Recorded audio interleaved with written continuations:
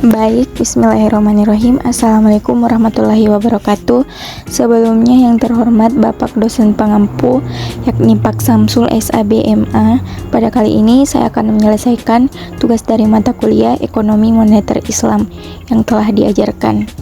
Sebelumnya, perkenalkan, nama saya Putri Adelia, jurusan dari Perbankan Syariah, tepatnya dari kelas PBSD. Langsung saja di sini saya akan memaparkan materi dari judul Konsep Dasar dan Ruang Lingkup Moneter Islam. Selanjutnya adapun pokok pembahasan, yakni hal-hal yang akan kita bahas pada kali ini. Yang pertama, pengertian ekonomi moneter. Yang kedua, konsep dasar moneter. Yang ketiga, tujuan konsep moneter. Dan yang terakhir, fungsi dari ekonomi moneter. Langsung saja pengertian ekonomi moneter. Ekonomi moneter merupakan bagian dari ilmu ekonomi yang mempelajari tentang sifat, fungsi, dan pengaruh uang terhadap kegiatan ekonomi. Singkatnya begini, ekonomi moneter berbicara mengenai uang, seperti halnya pasar uang, mekanisme penciptaan uang, peranan uang, tingkat bunga, inflasi, hingga kebijakan moneter hingga persoalan krisis keuangan.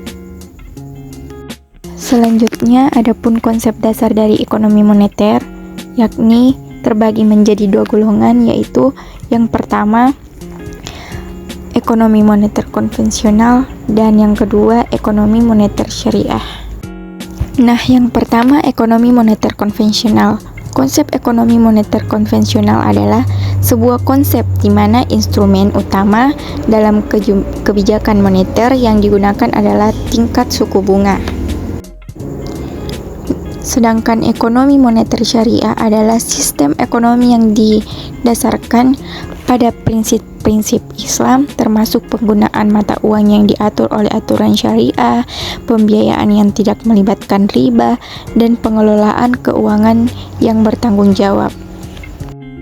Karena kita membahas mengenai konsep dari ekonomi moneter syariah dari judul itu, nah, apa saja sih instrumen kebijakan moneter dalam Islam?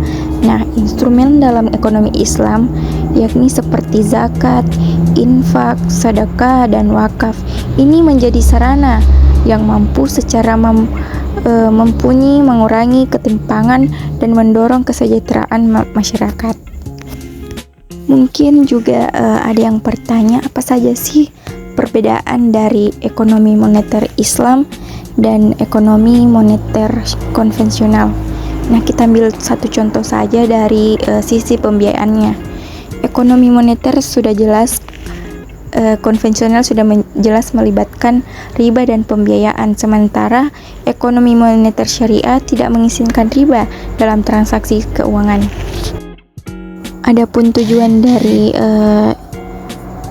ekonomi moneter itu sendiri, yakni tujuan utamanya kebijakan moneter adalah menjaga dan memelihara stabilitas nilai tukar rupiah yang salah satunya tercermin dari tingkat inflasi yang rendah dan stabil.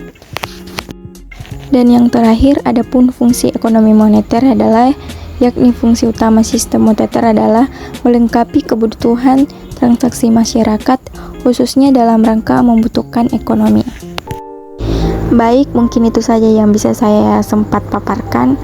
Kurang dan lebihnya mohon dimaafkan. Saya tutup dengan ucapan wassalamualaikum warahmatullahi wabarakatuh.